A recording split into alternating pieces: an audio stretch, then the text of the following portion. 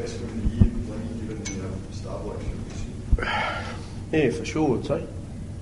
Definitely. How did you say the first half? Yeah, it was a great first half. It was sensational. We did drop off a little bit in the second half, but they came on strong. I think they're always going to. I thought they're going to be tough in the second half because the game was sort of over for them, and they just. They could just relax and start and play footy, but they didn't just throw it around. Their forwards really ran hard and put us under pressure, and Benji Marshall and Robbie Farrell, they're great players. So, but I thought the boys did well to hold on and finish up with a really good strong win. And I thought we probably, the only thing I was a little bit disappointed, I thought we sort of took a few little easy options in that early in that second half, where we should have just grounded away. But I'm not going to complain. Did you plan to target them through the middle? You had a lot of success, particularly from long range. Well, I mean, you want to target them everywhere, but I want my forwards running hard up the middle, and creates opportunities there. And I thought Benny Ross had his best game of the season, and I thought Shannon McPherson was outstanding against the Sharks, and I thought he was absolutely outstanding again tonight. He just kept he kept really going hard at them. They had to take him every time. His defence was strong, and they created opportunities for Isaac. And we had some of the. Eddie Pettybourne came on, ran extremely strongly. Clarkie's a lock. He come on and played front row. So, Crocs, I think, was in the front row at the end too. But it's just a great team effort. All the boys put their hand up and did the job. How did you see it, Mick, and what does it do for your season when you're missing some key players just for confidence? Yeah, definitely a lot of confidence, and I think the youthful enthusiasm. We're definitely use that as an advantage, and the young boys that have been coming on, the boys that have been coming off the bench, it really gives us a lift. They give us a lot of energy, and everyone else is building off the back of that. Now halves are playing smart, so it's we're slowly getting there, but we're starting to figure out what works for us, and now we've just got to keep doing it on a consistent basis for 80 minutes. Mick, how did that sit next to your name for the first time for South? Big thrill? Yeah, definitely, especially at a club. It's a very proud history at South, and there's been some great captains and some great players. So, to be given the opportunity, and with the group of young boys we've got, it's a big honour for me. John, Chrissy stand out that short wide drop out of the regather, particularly when I was starting to get a bit of momentum. How big a play was that? It was a really big play. I thought David Peachey made a comeback. That was 2 years ago. Peach did a few of them in the old Sharks days. So, and I don't think he ever did want to get the ball back. So, they've just got the instinct for the game, those guys. And I thought as soon as Chrissy did it, he was always going to get the ball. So, it was a really big play in the game. What did you think of the halves tonight? I thought they were really good.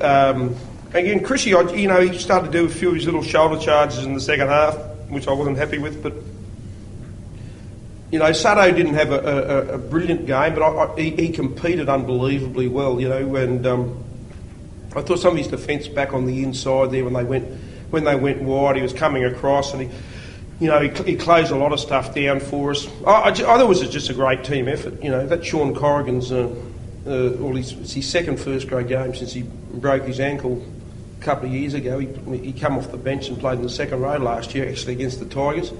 And I think he threw the pass for the winning try. But Corro came in there. He's had limited opportunities, and he's a pro. Corro. He just does his job every week, and I think that's the key. A lot of those boys who've come into the side, they just, they turn up. Young Nathan Peets played the last 30 minutes of the game. They just get out there and they do their job, and and I've got confidence in them. We'll probably need next week. I think Dave probably sealed his spot in the State of Origin tonight. I don't want to jump ahead of myself, but if he was under threat before tonight, I think he made some great strides. I thought he got a real rough deal from the referees tonight, Dave. The first pardon. Oh yeah, some of those penalties. He dropped he dropped the ball, and the guy clearly had his foot in the ruck. It was it should have been a crowding penalty.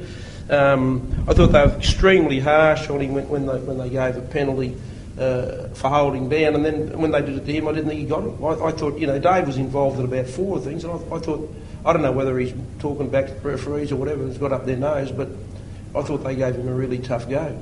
They keep doing it because it pumps him up every time. But in the end, I thought Dave had a really strong game tonight, really strong game, and it would be good for him. It won't be so good for us because we probably won't have him next week now.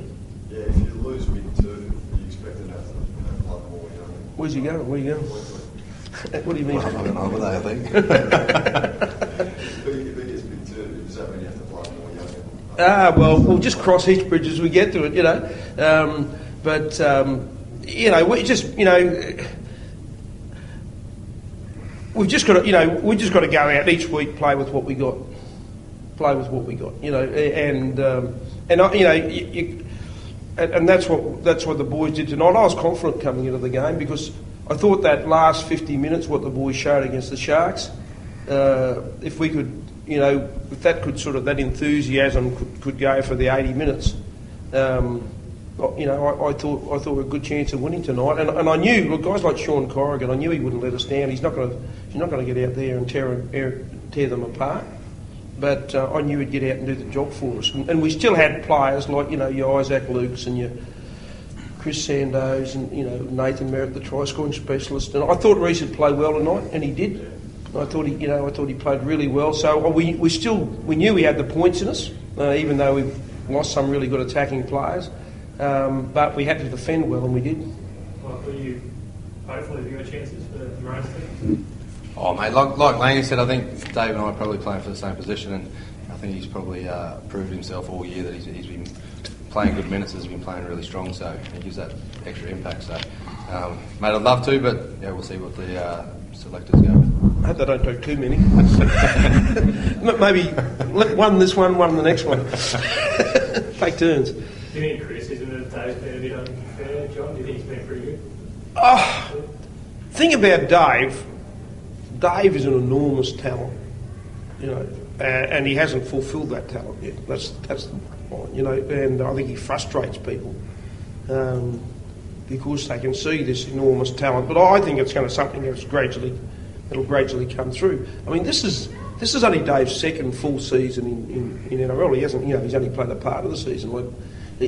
Last year was his first full season in the NRL, and I think Dave's going to become a better and better player as time goes on. But as I said, I think people can see this tremendous talent, and it frustrates them,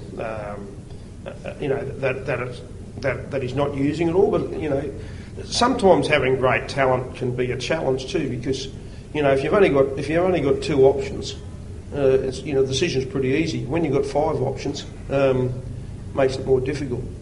So, and sometimes those guys with great talent take longer to come through and fulfil their potential.